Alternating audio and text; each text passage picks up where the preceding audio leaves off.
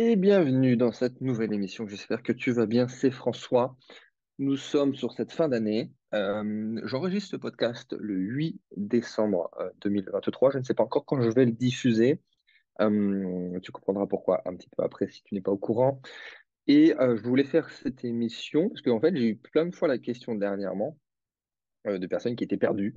Et effectivement, il y a plein de vidéos, de contenus, d'articles et même à la télé, les médias en ce moment qui disent un peu tout et son contraire d'un point de vue économique, financier. Donc, à la fois, il y a des vidéos de contenu de professionnels, d'influenceurs, dans le make money, des médias. Donc, d'un côté, qui annonce crash financier, crash économique, crash immobilier, fin du monde. Et d'un côté, d'autres.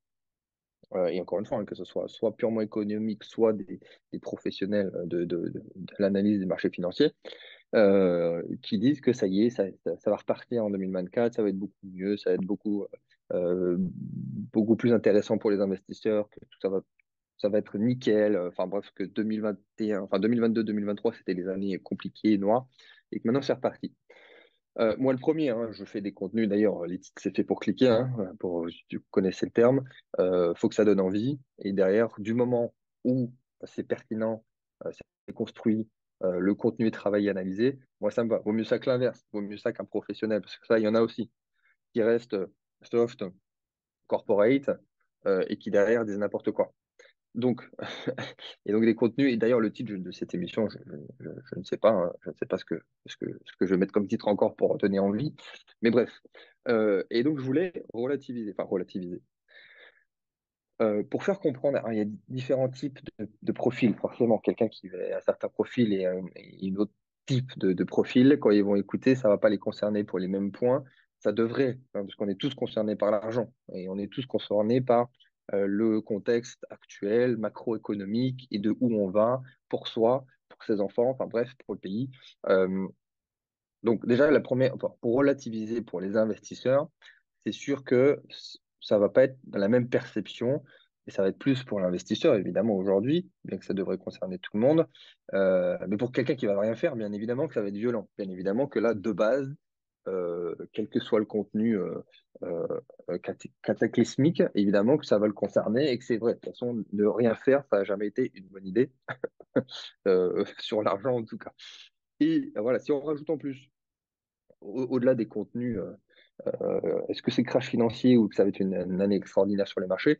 Si on rajoute l'inflation, les guerres, la politique française qui fait n'importe quoi en ce moment, bah, bien évidemment que les gens sont perdus, c'est normal, et à juste titre.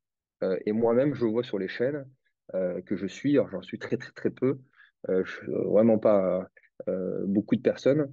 J'ai vu aujourd'hui même deux vidéos qui se suivaient, enfin qui se suivaient pas du tout de la même personne, la même chaîne, hein, mais où je voyais qu'elles se suivaient dans mon feed.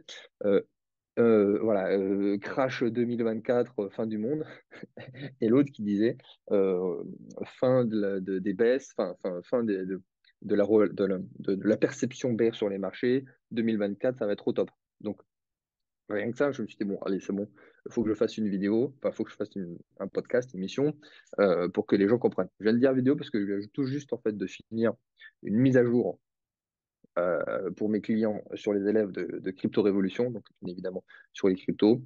J'en parlerai un petit peu après, mais on va revenir sur le marché des cryptos. C'est pour ça que j'étais encore sur la vidéo. Enfin bref. Donc au programme, je vais te donner le programme. On va voir la différence entre l'économie, le marché, les marchés et la psychologie et la perception de tout ça.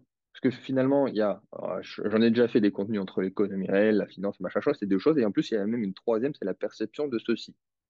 Il y a toujours le réel et la perception des faits, ce qui donne plusieurs réalités aussi. Alors, on ne tombe pas dans de la psychologie ou de la philosophie, mais c'est réel. C'est-à-dire que pour une même chose, même un même objet, une même situation, les gens, en fonction de leur perception, de leur histoire personnelle, de leur culture et de comment ils réfléchissent et voient les choses, tu vas avoir plusieurs réalités. Donc déjà, par rapport à ça, on ne va pas avoir la même conclusion. Donc, la première partie de ce programme. Ensuite, il y aura les opportunités, surtout actuelles, bien évidemment. Et je vais revenir sur une troisième et dernière partie, qui est peut-être presque la plus importante, sur les cycles et la transition en 2024 et ne pas perdre de l'argent pendant que ça monte aussi. Parce que, bon, évidemment, quand ça baisse, il y a beaucoup qui perdent de l'argent et même quand ça monte, il y en a qui aussi ça perd de l'argent. On a déjà vu les cycles, on va dire très long terme. On ne va pas revenir dessus. Là, on va faire le cycle très, très court terme, on va dire 2024. C'est pas une émission non plus. Qu'est-ce qui va se passer en 2024, machin chose. Je pourrais en faire une, tiens d'ailleurs. C'est toujours très intéressant comme exercice de style et ça permet de faire le point sur beaucoup de choses. Bref, avant de commencer, deux choses importantes. Déjà, vraiment, je voulais te remercier voilà, pour ta fidélité sur cette chaîne. Euh, Après tant d'années, pour beaucoup d'ailleurs, qui suivent ça depuis 5 ans. Les nouveaux, bien évidemment, merci beaucoup. Euh, on a mis l'émission sur Spotify depuis l'année dernière seulement, un peu tardivement, c'est vrai. Donc, mais en tout cas, merci aussi pour les nouveaux qui sont arrivés via Spotify. Pourquoi je vous remercie aujourd'hui? Pourquoi je te remercie? Parce qu'il y a des chiffres sont tombés sur Spotify avec le Spotify Wrapped et les chiffres sont vraiment fous. J'ai que les chiffres sur Spotify actuellement, mais les tops de fin d'année, voilà, j'ai vu qu'il y avait plus de 4000 personnes pour lesquelles la chaîne était dans les tops. Vous savez, il y a les tops de fin d'année. On était dans le top de plus de 4000 personnes, juste sur Spotify. Donc, merci beaucoup. Il y a même certains qui l'ont partagé en story Instagram. Donc, merci à Emilien, il se reconnaîtra. Merci à Flavien, il se reconnaîtra. Merci Ludovic. Enfin, voilà. Merci à tous vraiment. Je ne sais pas si c'est la dernière émission de l'année. Normalement, il y en aura encore. Mais sait-on jamais. Donc, merci beaucoup. Et pourquoi sait-on jamais? Parce que c'est la deuxième info avant de commencer. Certains le savent. Normalement, je vais de nouveau être papa en cette fin d'année. C'est une question de jour, voire même une question d'heure. Je ne sais pas si j'aurai le temps de mettre l'émission podcast en ligne. Moi, je rajoute un petit peu de, de stress sur le film hollywoodien que représente cette fin d'année pour moi, d'un point de vue logistique. Et je me suis dit que vous pouvez faire un truc sympa pour cette fin d'année. Enfin, pour ceux qui écoutent l'émission, vous êtes nombreux, vous avez plusieurs milliers, dizaines de milliers, même pour chaque émission. Pour ceux qui trouvent, parce qu'il s'agit de jumeaux, pour ceux qui trouvent au moins un bon prénom, donc là vous mettez dans les commentaires, je ne sais pas où tu m'écoutes, c'est mieux si c'est sur YouTube, sur SoundCloud, enfin bref.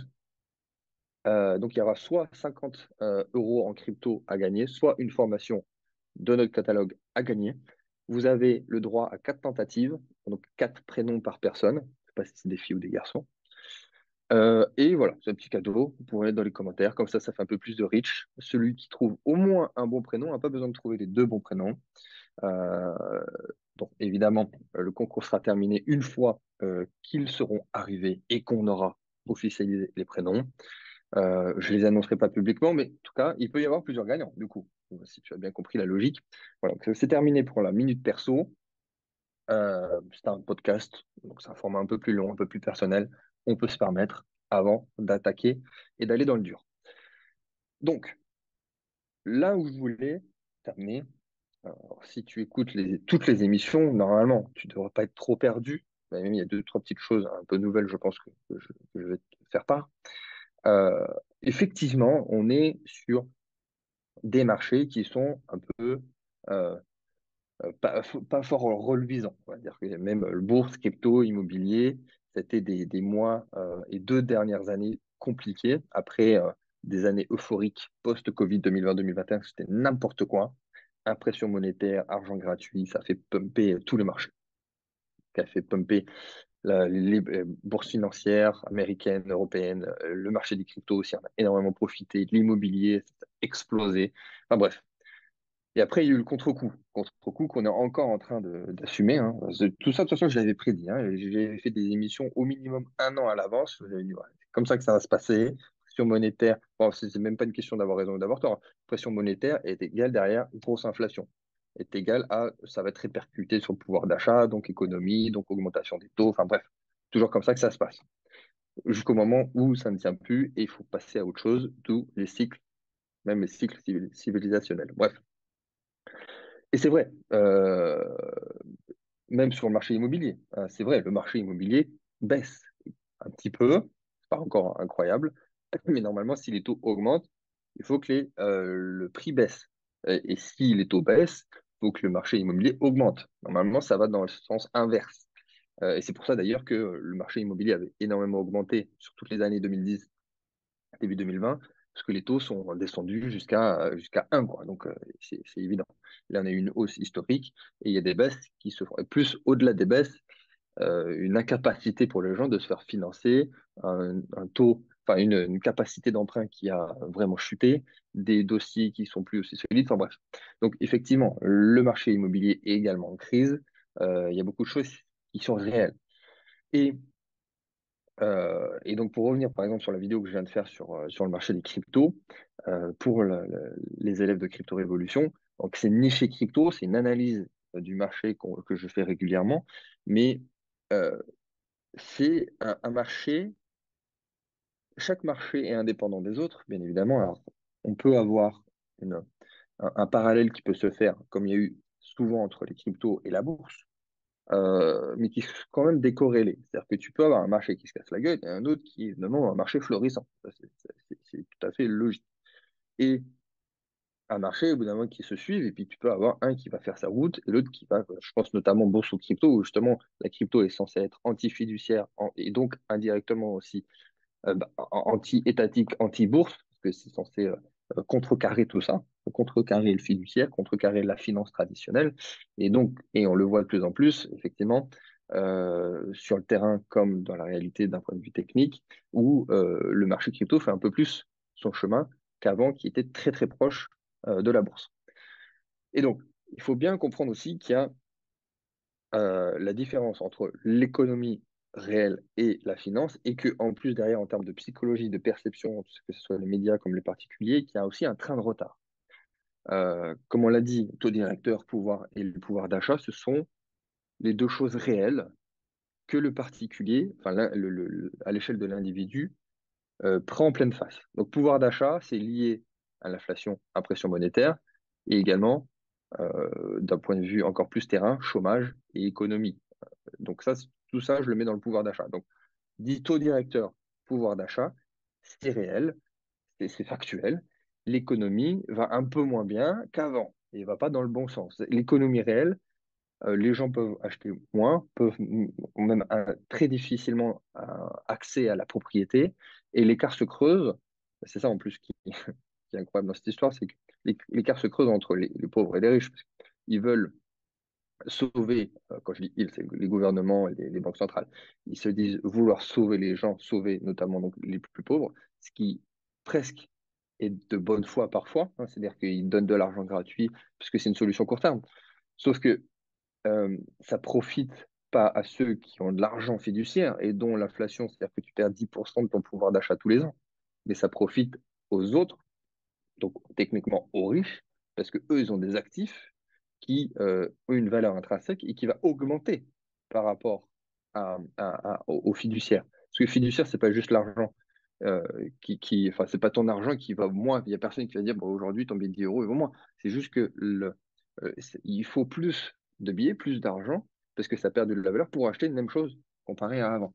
Donc, l'économie réelle, ça c'est vrai. Donc, on peut titrer comme je l'ai fait, effectivement, crash immobilier, enfin crash, c'est un grand mot, hein, crash économique, ça c'est certain. On peut même parler de récession, parce qu'après, les Américains, ils ont une définition très particulière de la récession en fonction de la croissance économique sur plusieurs trimestres, et c'est factuel. On ne peut pas dire, même si d'ailleurs eux-mêmes, leurs dirigeants, disent non, non, il n'y a pas de récession, alors qu'en fait, si, parce que si tu en enchaînes deux à la suite, bon, c'est synonyme de récession, c'est tout, il n'y a pas à finir. Et donc, il peut y avoir une récession économique, un basculement même macroéconomique continental avec l'Asie, les Américains, l'Europe, à commencer par la France qui est très particulier en plus comme situation actuellement. Enfin bref. Et donc ça, c'est réel. Par contre, à côté, et on va commencer progressivement à aller vers le deuxième point, les marchés, les finances, euh, l'augmentation de certains actifs en termes de valeur, enfin, il y a beaucoup de points comme ceci qui, eux, vont augmenter, qui, eux, vont profiter de tout ça. Comme on l'a dit maintes et maintes fois, l'économie et la finance ont divorcé. Normalement, la finance sert à l'économie. Tu te demanderas à n'importe quel économiste, n'importe quel financier, même si deux thématiques, deux domaines complètement différents. On peut avoir un financier qui ne maîtrise pas l'économie, un économiste qui ne maîtrise pas la finance. Mais normalement, c'est ça. C'est-à-dire que on devrait, dans un monde idéal, si l'économie va pas bien, bah, la finance va pas bien. Donc la bourse se casse la gueule, machin chose, ça serait pérenne d'ailleurs. Alors, c'est pour ceux qui sont dessus, tu perdrais de l'argent, mais au moins ce serait logique et c'est comme ça que ça devrait se passer. Mais ça se passe pas comme ça, on est tous d'accord. Donc déjà, par rapport à ça, le fait de comprendre qu'il y a une différence entre les deux, et c'est pas parce qu'il y a des récessions économiques, qu'il y a un chômage énorme, qu'il y a des taux directeurs, que plus personne peut acheter de l'immobilier, que tout le monde perd du pouvoir d'achat, que derrière, il n'y a pas des opportunités et des marchés qui vont pumper. Donc là aussi, c'est-à-dire que tu peux très bien aussi avoir un autre contenu qui va te dire, allez, 2024, to the moon, pump it up, tu vas gagner beaucoup d'argent là-dessus. Alors que toi, ça se trouve, tu es au chômage, tu as du mal à te payer des pâtes et à payer ton loyer. Et donc c'est ça, c'est l'économie réelle, c'est ce que toi tu subis, ton employeur tu subis. Il ne faut pas oublier aussi, parce que bon, ça parle de patronat, de machin chose, mais bon, la plupart des patrons, c'est des TPE, PME, ils le prennent encore plus de plein fouet. Enfin bref. Donc ça, voilà, c'est la réalité, c'est qu'est-ce que tu peux t'acheter, est-ce que tu peux t'acheter une maison, est-ce que tu peux faire les courses, enfin, voilà. Ça, et tout le monde, pour le coup, est à la même enseigne. C'est-à-dire que quelqu'un qui a beaucoup plus d'argent que quelqu'un d'autre, effectivement, lui, il le voit, il le subit moins. C'est peut-être pas problématique parce que dans tous les cas, il peut toujours acheter la même chose qu'avant, mais quand même, il y a eu du 20-30% en plus sur certains produits de nécessité, comme on dit, dans ton supermarché préféré. À côté, et c'est souvent comme ça, parce que les économistes et les financiers, ils sont aussi la guéguerre maintenant, parce que un économiste, il va dire, mais si, mais regardez, c'est pas possible. Enfin, c'est-à-dire que tout le monde, c'est une année noire, le monde va s'effondrer. Bon, certains sont un peu trop extrémistes, mais et le financier va dire, bah non, regarde, moi je fais financier, je fais des analyses financières, regarde le marché. D'ailleurs, le CAC 40, donc en Europe, je ne parle pas des États-Unis parce que c'est pas le cas, mais la bourse a connu un plus haut historique dernièrement. Enfin, est revenu plus haut que la chute qu'il y a eu 2022. Et lui, il va pas regarder l'économie et le financier. Enfin, et moi d'ailleurs aussi, quand je regarde un marché que je dois analyser enfin, pour prendre des positions, très souvent, c'est pas une bonne idée. Là, je parle vraiment que de marché financier pour se positionner d'un point de vue analyse technique, hein. Attention, ne faites pas dire ce que je n'ai pas dit. Ce n'est pas une bonne idée de regarder l'analyse fondamentale de l'économie. On s'en fout. Parce que aujourd'hui, le marché, comme on dit, est complètement émancipé euh, à sa propre logique. Et on peut avoir un marché qui s'emballe, des marchés qui font gagner de l'argent à beaucoup de monde, alors qu'à côté, économiquement, ça ne va pas. Et c'est pour ça que et c'est là que les gens sont perdus, c'est que si on consomme trop de contenu, ou même si on va regarder euh, des points et qui sont pertinents et qui sont justifiés sur l'économie, le chômage, tout ce que tu veux, enfin même les problèmes politiques actuels, ou regarder les infos, ce que je ne fais pas, mais tu as envie de te tirer une balle. C'est-à-dire que tu n'as pas envie de te dire que oui, je vais investir, oui, le marché financier, là, il va pumper, oui, mon investissement, ça va bien se passer. C'est compliqué. Par contre, euh, si on met de côté tout ça et qu'on regarde vraiment la finance, enfin, tu sais que je n'aime pas la finance, mais tu m'as compris, les opportunités de marché, on va dire, et que tu fais abstraction de l'économie, là, effectivement, ça tient. Après, il y a des marchés qui sont plus impactés et sur lesquels on va plus regarder quand même l'économie. Je pense au private equity, mais pas tant que ça. Parce qu'il y a quand même des principes, des préceptes qui font que on va se rapprocher d'un marché indépendant, notamment ce qu'on appelle la valorisation dans le private equity, où il suffit voilà, un peu comme une valeur, une action en bourse ou un prix en immobilier, c'est-à-dire qu'on va faire baisser la valorisation et ça devient en fait une opportunité, ça devient plus un problème. Le problème, ce serait d'acheter une grosse valorisation alors qu'effectivement, l'économie va pas bien. Si l'économie va bien, bah, tu baisses la valorisation, enfin, tu négocies, toi, tu rentres et du coup, tu as une bonne valo, donc du coup, tu as une bonne opportunité. Oh, tu vois, finalement, même pour quelque chose qui est plus impacté par l'économie réelle, il y a quand même le principe, le précepte même de la chose, de ce marché, qui fait qu'il y a quand même une opportunité. Et des opportunités, il y en a plein. Des opportunités, euh, Et souvent, ça va dans les deux sens. Quand il y a une période de crise, de crash, tu l'appelles comme tu veux, hein, il y a certains marchés qui vont vraiment se casser la gueule et des marchés, par contre, pour lesquels ça va aller beaucoup mieux, qui profitent de la crise. Je peux t'en citer plein, même à commencer par les commodities. Donc, les commodities, pour ceux qui connaissent pas le terme, hein, c'est tout ce qui est matière première et métaux précieux. C'est-à-dire que c'est vraiment tout ce qui est utilisé, utilisable et dont l'être humain a besoin. Donc ça va à la fois, tu vas parler du café, du blé, comme tu vas parler de l'or et du cuivre. D'ailleurs, pour ceux qui ont investi avec nous sur le cuivre, sur cette fin d'année. Merci beaucoup pour le succès de ce deal qui est vraiment top. Donc, pour ceux, je sais qu'il y en a qui sont arrivés par les émissions podcast et notamment celle qu'on avait fait sur le cuivre, les gisements de cuivre. Donc, merci à vous. Et n'hésitez pas, si vous avez des questions sur cette fin d'année pour vous, sur la démarche. Voilà, ça ne concerne pas énormément de personnes proportionnellement à ceux qui écoutent l'émission, mais en tout cas, j'avais bien fait de faire cette émission. Enfin bref, voilà. Donc les commodities, ça peut être même les platinoïdes qui sont utilisés dans les téléphones, les voitures électriques, les panneaux photovoltaïques.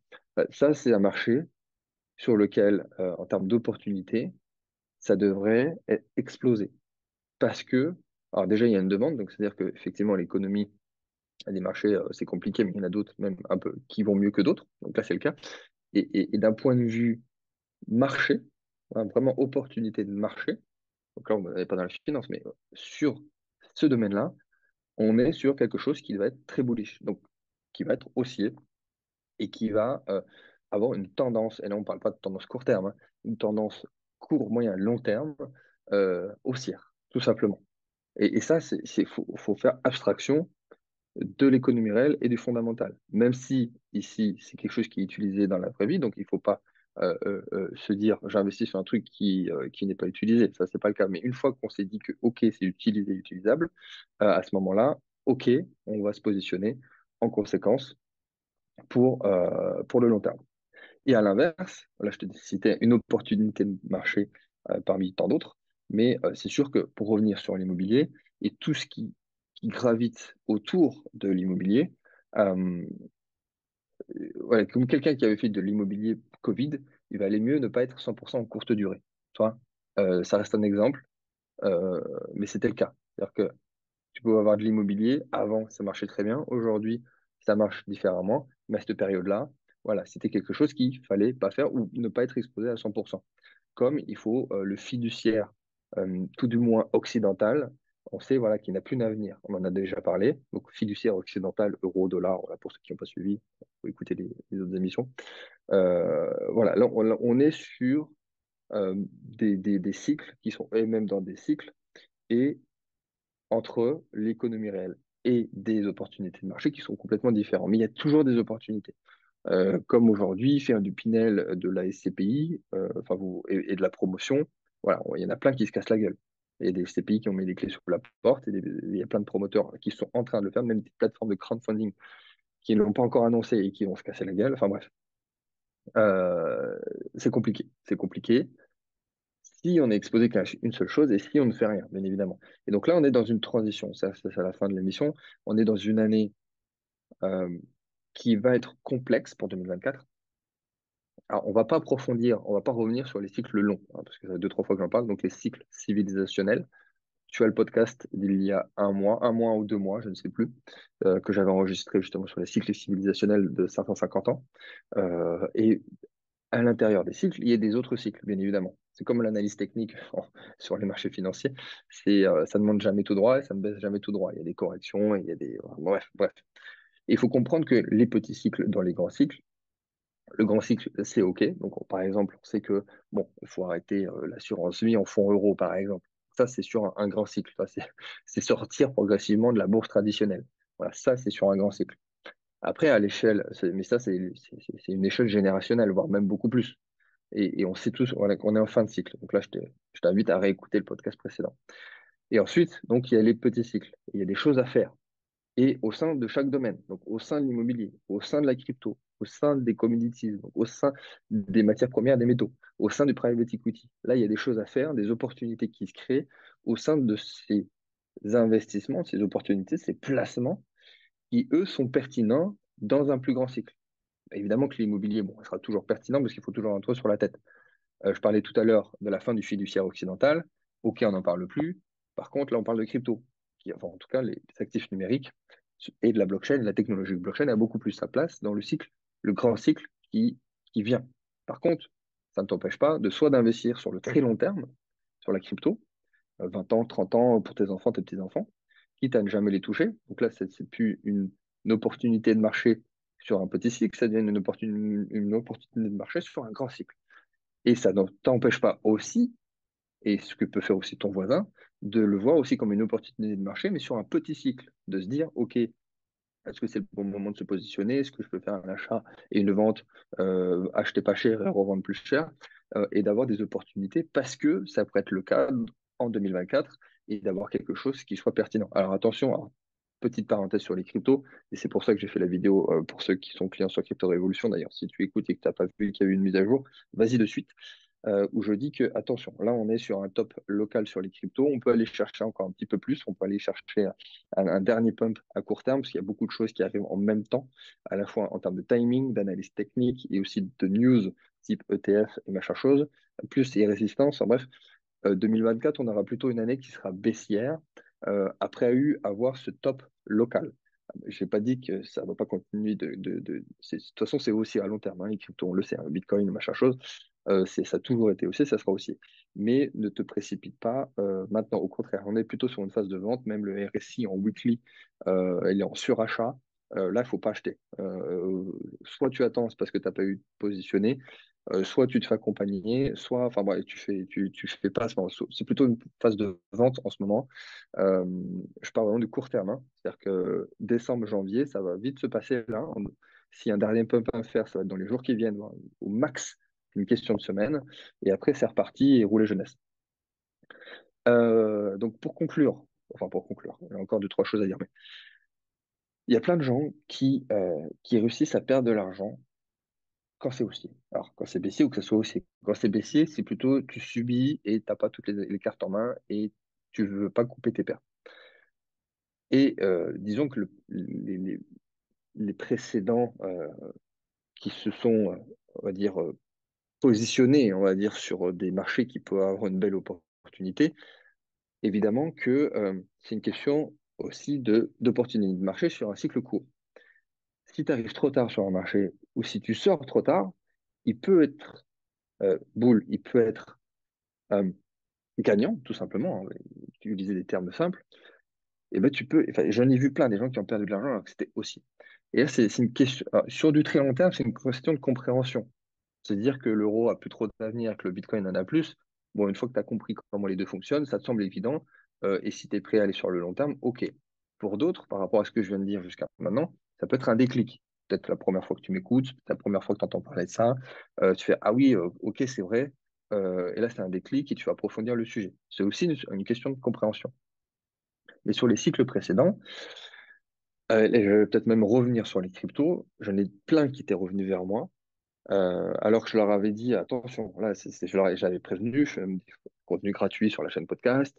euh, et j'avais dit, attends, il faudrait diversifier, il faudrait aussi potentiellement que tu te fasses accompagner sur une certaine partie, qu'il y ait une partie qui est en gestion, qu'il y ait une partie que tu fasses toi-même, comme ça t'apprends. Et les personnes m'avaient dit, non, non, non, non, je maîtrise, t'inquiète, parce que là, c'est la psychologie, c'est la perception que tu as de, OK, je sais gagner de l'argent parce que je viens d'en gagner, donc je suis le roi du pétrole, donc je suis un expert. Et bizarrement, euh, j'en avais plein, hein, des personnes qui avaient fait ça le cycle précédent, qui ne m'avaient pas écouté, qui avaient soit pas diversifié. Quand je parle de diversifier, c'est à la fois sur plusieurs marchés, et diversifier au sein du marché, c'est-à-dire ne pas faire tout toi-même. C'est-à-dire aller chercher des services qui permettent soit d'avoir une protection de capital, soit d'avoir une récurrence, soit, enfin, en gros, d'avoir quelque chose d'autre qui te permet aussi de sécuriser si tu fais n'importe quoi. Et là, bon, les mauvaises langues vont dire que s'il y a personne qui est revenu vers moi, c'est que tout le monde a réussi. J'aurais aimé, crois-moi bien. Mais non, parce que c'est des clients proches, je les ai tous recontactés et il y en a aucun qui m'avait écouté, mais ils m'ont tous dit qu'ils auraient peut-être dû le faire finalement avec le recul.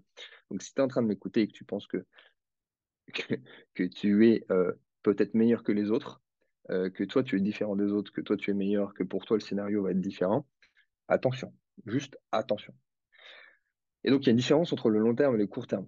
Encore une fois, sauf que la plupart des gens ici, par rapport à ce que je viens de te dire, les gens qui veulent, c'est des gens qui veulent gagner beaucoup. Et ça va être sur du court terme. Bien évidemment que quand ça monte vite beaucoup et que ça fait un moment que ça monte, tu as plus de chances que ça descende. Et inversement, quand ça fait déjà un bon moment que ça descend et que ça fait un bail que c'est comme ça, tu as plus de chances qu'il y ait un retournement.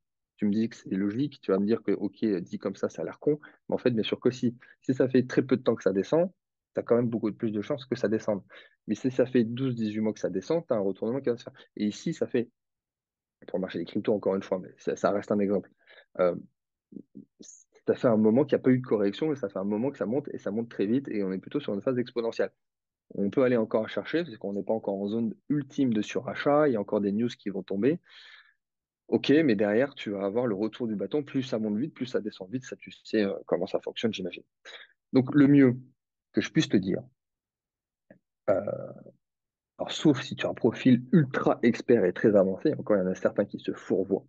Mais voilà, si tu es néophyte, débutant, intermédiaire, bref, que si ton métier, c'est pas au jour le jour d'être un investisseur pro, enfin d'être un investisseur privé, faut faire les deux. Faut faire les deux. C'est-à-dire que je sais aujourd'hui, ouais, comme je te l'ai dit, il y en a qui sont butés, il fera sa gestion de son côté, quoi qu'il arrive, et ça, je pourrais pas faire changer d'avis, c'est tout à fait OK.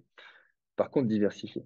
Ça encore, plus sur le marché crypto, je le vois encore plus que sur les cycles précédents. J'ai eu plus de demandes et des personnes qui l'ont mal vécu finalement dans un sens. Alors, il y a ceux qui veulent absolument tout déléguer. Bon, bah, c'est des profils qui cherchent des clés en main, qui veulent pas s'en occuper, c'est OK. C'est les deux extrêmes. Mais idéalement, il faut diversifier, il faut faire les deux. Il faut faire une partie que toi tu fais, comme ça tu apprendras, et une partie que tu fais pas. Comme ça aussi, tu es serein, tu dors sur tes deux oreilles. Donc, merci beaucoup de m'avoir écouté. Juste très rapidement, si tu sais pas quoi faire comme cadeau de Noël, tu as mon livre toujours qui est gratuit depuis des années maintenant. Tu as le lien dans la description. Tu as toujours aussi en gratuit, tu as l'atelier sur comment investir en période de chaotisation et de cycle interparadigmatique, voilà, qui avait été fait en 2022, mais qui est ô combien d'actualité aujourd'hui. C'est une vidéo qui est en non répertoriée, mais il y a quand même plusieurs milliers de personnes qui l'ont vue. Si tu travailles avec moi, mais que ce soit toi qui le fasses sur les cryptos, bah, évidemment, tu as la formation Crypto Révolution. Si, à l'inverse, il y a des choses que tu veux faire clé en main, en termes de gestion, en termes de temps, d'énergie, pour t'accompagner, en fait, comme je te l'ai dit, avec des lancements qu'on va faire début 2024. Donc, c'est le moment de se positionner sur la gestion euh, crypto, mais pas que, parce qu'il y a aussi, comme d'habitude, nos clubs deals alternatifs qui sont là pour pouvoir te positionner en conséquence de manière intelligente sur différents marchés dans lesquels il y a des opportunités de marché, tout simplement. Merci à toi et à très vite pour une prochaine émission.